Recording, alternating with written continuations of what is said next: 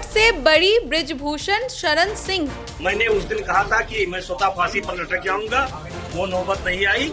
आज मैं कोर्ट से जा रहा हूँ। क्या फिर सड़कों पर उतरेंगे पहलवान? कोर्ट से मिली क्लीन चिट तो भड़के पहलवान। नमस्कार, मैं हूं साक्षी ठाकुर और आप देख रहे हैं भारत रफ्तार। खेल और राजनीति के गलियारों से इस वक्त एक बड़ी और सनसनीखेज खबर सामने आ रही है। दिल्ली की राउज एवेन्यू कोर्ट ने भारतीय कुश्ती महासंघ यानी WFI के पूर्व अध्यक्ष और पूर्व सांसद बृजभूषण शरण सिंह को यौन उत्पीड़न के चर्चित मामले में बाइज्जत बरी कर दिया है।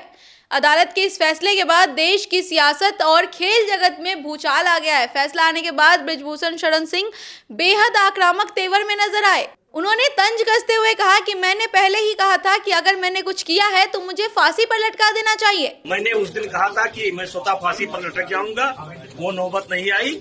आज मैं कोर्ट से जा रहा हूँ। उन्होंने उन पर भी कुछ कहेंगे जिन्होंने आप पर ये आरोप लगाया था, उनके लिए भी कुछ कहना चाहेंगे? जो हुआ सो सर, जो आपका राजनीतिक सफर रुक गया था, अब वो फिर दोबारा शुरू हुआ करेंगे? सो हुआ।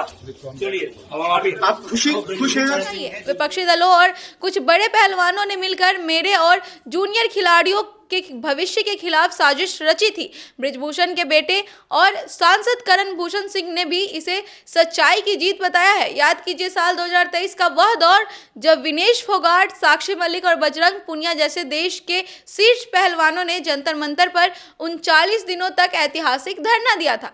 लेकिन अब सबसे बड़े और गंभीर सवाल खड़े हो गए कि क्या कोर्ट से क्लीन चिट मिलने के बाद बृजभूषण शरण सिंह एक बार फिर कुश्ती महासंघ यानी WFI की सत्ता में वापसी की कोशिश करेंगे?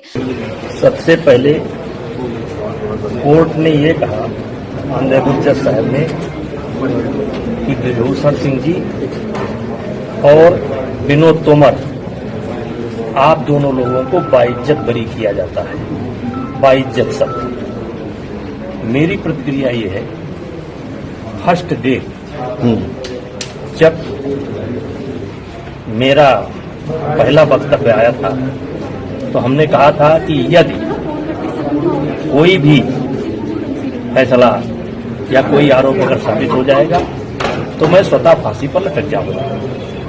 आज कोर्ट ने बाइज्जत बरी किया, मेरे लिए प्रसन्नता का विषय है, मेरे समर्थकों के लिए प्रसन्नता का विषय है। मुझे सामने वाले के बारे में पता नहीं था। विनोद जी आइए, तोमर जी आइए, तोमर साहब। और ये हमारे दामाद हैं, ये हमारे बेटे हैं, आज सब लोग आए हैं पहली बार। ये हमारे बेटे हैं, विधायक हैं।